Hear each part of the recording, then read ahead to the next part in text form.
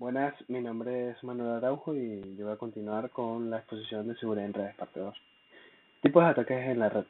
A la hora de estudiar los distintos tipos de ataques informáticos, podríamos diferenciar en primer lugar entre los ataques activos y los ataques pasivos. Los ataques activos son los que suplantan la identidad, se infiltran en servidores y modifican información y también pueden negar algún tipo de servicio. Estos ataques son difíciles de prevenir, pero se pueden detectar. Los ataques pasivos son los que escuchan y monitorean a escondidas, eh, y estos ataques son difíciles de detectar y solo se pueden prevenir. En la siguiente imagen podemos apreciar los distintos tipos de ataques. El- Podemos ver un flujo normal de información en la que un origen A eh, envía información a un destinatario B, y luego podemos ver los diferentes tipos de ataques, por lo menos el de interrupción, en el cual se interrumpe el flujo de la información desde el origen A al destinatario B. Podemos ver la intersección, en la que un intruso intersecta la información o el flujo de información que se transfiere al destinatario B. La modificación, en la que la información primero pasa por el intruso para luego ser enviada al destinatario. Esta información que recibe el destinatario B está falseada eh, y modificada por un intruso. La generación es la que añade información al flujo normal de la información. Esto con el fin de poder robar información del usuario mediante una solicitud de información o, o otra cosa. Ahora hablaremos sobre algunos ataques en la red, como por ejemplo la denegación del servicio o ataque 2. Los ataques de denegación de servicio consisten en distintas actuaciones que persiguen colapsar determinados equipos o redes informáticos para impedir que puedan ofrecer sus servicios a sus clientes y usuarios. El tipo más común y obvio de ataque 2 ocurre cuando un atacante inunda una red con información. Un ejemplo de cómo estos funcionan son las computadoras zombies, que intentan acceder a cierto tipo de servicio que provee la víctima, de esta forma saturando sus recursos y evitando su correcto funcionamiento. La creación de estos computadores zombies se puede lograr esparciendo a través del internet, como podría ser un gusano. Existen varias posibilidades para conseguir un ataque 2, como por lo menos, por ejemplo, ejecutar algunas actividades que produzcan un elevado consumo de los recursos de las máquinas afectadas. Entre ellas están las múltiples conexiones y el envío masivo de ficheros de gran tamaño. Al generar múltiples conexiones, podríamos limitar la cantidad de conexiones disponibles que tiene el servidor. Cuando un usuario quiere intentar acceder a la red, no podrá acceder porque no va a tener conexiones disponibles. Entonces tendría que esperar a que una conexión se libere para él poder acceder. Eh, si el servidor no está preparado para este tipo de ataques, el servidor podría colapsar por tantas conexiones. O también podría ser que el atacante haga un envío masivo de ficheros de gran tamaño. Esto para colapsar el servidor en cuanto a procesamiento, y en ciertos casos podría ponerlo lento dependiendo del ataque si es muy fuerte, o colapsarlo totalmente. También provocar un colapso en las redes de ordenadores mediante la generación de grandes cantidades de tráfico, transmisión de paquetes de datos mal formados o que incumplan con las reglas de un protocolo, los sabotajes mediante routers maliciosos que se encarguen de proporcionar información falsa sobre tablas de enrutamiento que impidan el acceso a ciertas máquinas de la red. También se podría hacer mediante la activación de programas bacterias cuyo objetivo es replicarse dentro de un sistema informático consumiendo la memoria y la capacidad del procesador. el envío masivo de miles de mensajes de correo electrónico, conocido como mail booming, el ataque reflector, que persigue atacar, que persigue generar un intercambio interrumpido de tráfico entre dos o más equipos, esto para disminuir su rendimiento o bloquearlos. Y el incumplimiento de las reglas de un protocolo, para ello se suelen utilizar protocolos no orientados a conexión, como UDP o ICMP, o bien el protocolo TCP, sin llegar a establecer una conexión completa con el equipo atacado. En relación a esto, podemos enumerar distintos tipos de ataques que ha ocasionado numerosos problemas en los últimos años, como por ejemplo el ping de la muerte. Un paquete IP de un tamaño superior a los 65.536 bytes, provocando el reinicio o cuelgue del equipo víctima que lo recibe, si no está preparado para este ataque. En LAN attack se consigue colgar un equipo vulnerable mediante el envío de una serie de paquetes falsificados en los que la dirección y el puerto de origen son idénticos a la dirección del puerto de destino. El Super Nuke o WinNuke es un ataque contra algunos sistemas de Windows que se quedan colgados o disminuyen drásticamente su rendimiento al recibir paquetes UDP manipulados en fragmentos de paquetes out of band dirigidos contra el puerto 137. El ataque Pair Drop, que consiste en el envío de paquetes TCP/IP fragmentados de forma incorrecta. Los equipos vulnerables que no hayan sido convenientemente parchados se cuelgan al recibir este SYN-Flop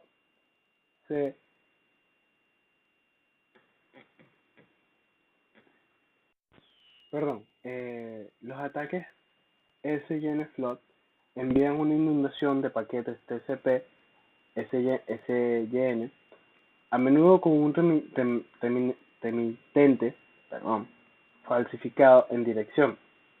Cada paquete se maneja como una solicitud de conexión, causando que al servidor una conexión semiabierta, esperando un paquete en respuesta de la dirección remitente. De este modo, al dejar la conexión semiabierta, lo que hace es que se va a consumir los recursos de la máquina. Las conexiones semiabiertas caducan al cabo de un cierto tiempo, liberando sus recursos. No obstante, si se envían muchas peticiones de conexión siguiendo este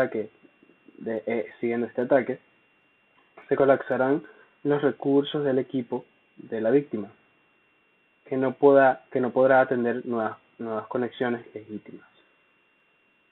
El Connection Plot es un tipo de ataque que consiste en intentar establecer cientos o miles de conexiones simultáneas contra un determinado servidor víctima del ataque. Con esto se consumen sus recursos y se degrada de forma notable su respuesta ante los usuarios legítimos. Este tipo de ataque se ha lanzado con éxito contra websites de algunas empresas, como en el caso de una tienda de juguetes online que se llama eToys, cuyo website llegó a estar colapsado durante varios días por un ataque coordinado llevado a cabo desde cientos de equipos. El NetFlood es un ataque similar al que he dicho anteriormente. Consiste en el envío de tráfico masivo contra una determinada red conectada a Internet para tratar de degradar su funcionamiento. Ahora hablemos sobre otro tipo de ataque, que es el spoofing o la suplantación. El spoofing se puede traducir como hacerse pasar por otro. En términos de seguridad informática se refiere al uso de técnicas o suplantación de la identidad. Se puede clasificar los ataques de spoofing en función de la tecnología utilizada. Entre ellos tenemos la suplantación de IP, la suplantación de ARP, la suplantación de DNS, la suplantación web, la suplantación de correo electrónico y la de GPS. Aunque en general se puede englobar dentro del spoofing cualquier tecnología de red susceptible a sufrir suplantación de identidad. Suplantación de IP. Los ataques de suplantación de identidad presentan varias posibilidades, siendo una de las más conocidas la denominada IP spoofing o enmascaramiento de la dirección IP, mediante la cual un atacante consigue modificar la cabecera de los paquetes enviados a un determinado sistema informático para simular que proceden de un equipo distinto al que verdaderamente los ha originado. Así, por ejemplo, el atacante trataría de seleccionar una dirección IP correspondiente a la de un equipo legítimamente autorizado para poder acceder al sistema que pretende ser engañado. La suplantación de ARP se encarga de suplantar las tramas ARP. De esta forma consiguen enviar los equipos atacados a un host en las que los datos de nuestras máquinas estarán en manos de un delincuente. La suplantación por DNS. Los atacantes de falsificación de DNS pretenden provocar un direccionamiento erróneo en los equipos afectados debido a una traducción errónea en los nombres de dominio a direcciones IP, facilitando de este modo la redirección de los usuarios de los sistemas afectados hacia páginas web falsas o bien interceptando la intersección de sus mensajes de correo electrónico. La suplantación web se encarga de suplantar una página real por una falsa para conseguir datos de los usuarios. La página falsa actúa a modo de proxy y así es posible solicitar información pedida por la víctima a cada servidor original, llegando a evitar la protección SSL. La suplantación de correo electrónico consiste en suplantar una dirección de correo electrónico. Esta técnica se usa con asiduidad para el envío de correo OAX como suplemento perfecto para el uso de phishing y spam. La suplantación de GPS intenta engañar a un receptor GPS transmitiendo una señal ligeramente más poderosa que la real, recibida desde los satélites del sistema GPS. Estas señales están modificadas de tal forma que causarán que el receptor determine una posición diferente a la real. Lo que hacen con esta técnica es que van aumentando la señal que quieren utilizar para engañar al sistema hasta tal punto de que esta señal sea más fuerte que la original y así el sistema pueda confundirse y poder aceptar la señal falsificada.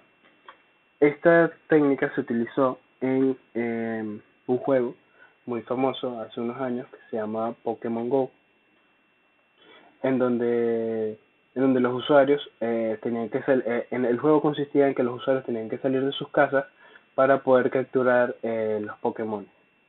Pero había una cierta manera de cambiar tu posición GPS y no tener que salir de tu casa para poder capturar los Pokémon. La empresa, al darse cuenta de esto, iba a banear a las personas que estuvieran usando este tipo de suplantación y así poder disminuir este tipo de ataque a su red. Ahora hablaremos un poco sobre el sniffing. Es la intersección pasiva del tráfico de red. Este método lo utiliza el atacante para capturar el login y los passwords de los usuarios. El sniffing es la intersección de los datos de una red. También son utilizados para capturar el número de tarjeta de créditos y direcciones de email entrantes y salientes. Otro uso es para determinar las relaciones entre organizaciones e individuos. Para conseguir esto, el sniffer eh, pone la tarjeta de red en estado conocido como modo promiscuo. El modo promiscuo es un modo en el cual la tarjeta de red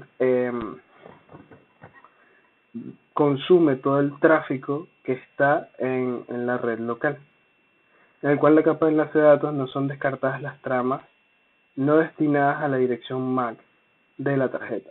De esta manera se puede capturar o olfatear todo el tráfico que viaja por la red. Los analizadores o los sniffers de paquetes tienen diversos usos, como monitorear redes para detectar y analizar fallos o para realizar ingeniería inversa de protocolos en red. Los principales usos que se les pueden dar son captura automáticamente de contraseñas enviadas en claro y nombres de usuario de la red. Esta capacidad es utilizada en muchas ocasiones por crackers para atacar sistemas a posteriori. Conversión del tráfico de red de un formato inteligible por los humanos. Análisis de fallos para descubrir problemas en la red, tales como por qué el ordenador A no puede establecer una comunicación con el ordenador B. Medición de tráfico, mediante el cual es posible descubrir cuellos de botella en algún lugar en la red. También la detección de intrusos con el fin de descubrir crackers, aunque para ello existen programas específicos llamados IDS, Sistema de Detección de Intrusos. Estos son prácticamente analizadores con funcionalidades específicas. La creación de registros de red, de modo que los crackers no puedan detectar que están siendo investigados. Para los desarrolladores, en aplicaciones cliente-servidor les permite analizar la información real que se transmite por la red. Sobre los ataques de integridad de los mensajes. Los ataques de integridad de los mensajes es cuando un intruso intercepta un mensaje desde el origen y lo modifica y lo reenvía al destinatario. Esto con el fin de robar información o darle información errónea al destinatario. Como podemos ver en la imagen, se está enviando información desde un origen A hasta un origen B, pero una persona, un intruso, interceptó esta información y desvió el tráfico de la información y modificó el mensaje y luego se lo reenvió al destinatario B. Una manera de impedir este tipo de ataques es cifrar el mensaje con algún tipo de algoritmo. Con esto, si el intruso intenta editar la información, no podrá, o si lo hace, el usuario receptor se dará cuenta de cómo lo podemos apreciar en la imagen de aquí abajo. Lo que hace es que el emisor eh, encripta o le coloca un sello al, al mensaje que se quiere enviar y el destinatario B tiene la clave para poder desencriptar ese código.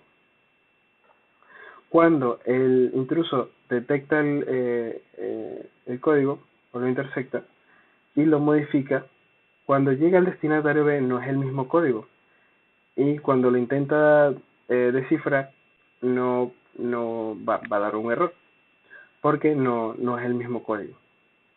Y allí el destinatario B se da cuenta de que hubo un error y puede proceder a, a pedir un reenvío de la información.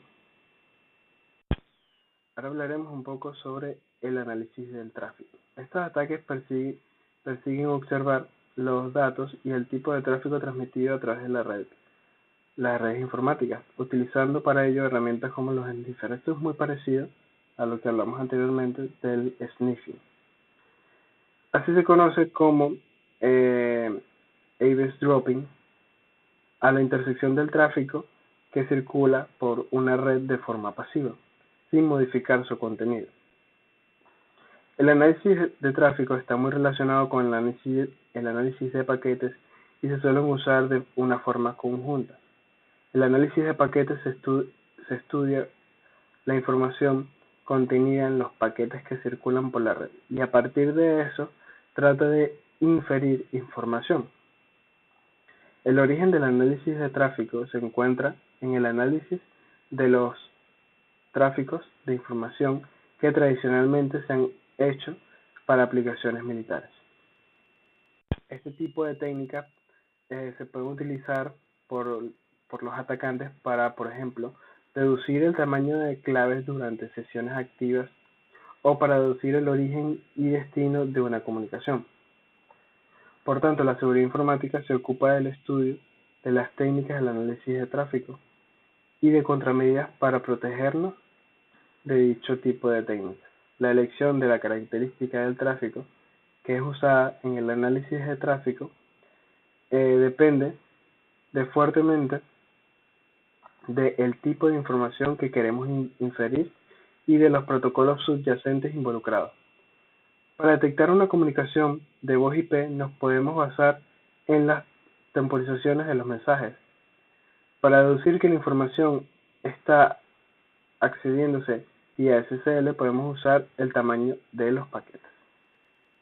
Hablamos sobre el ejemplo de uso de análisis de tráfico para obtener información sobre el idioma utilizado en las llamadas de voz IP, las contraseñas utilizadas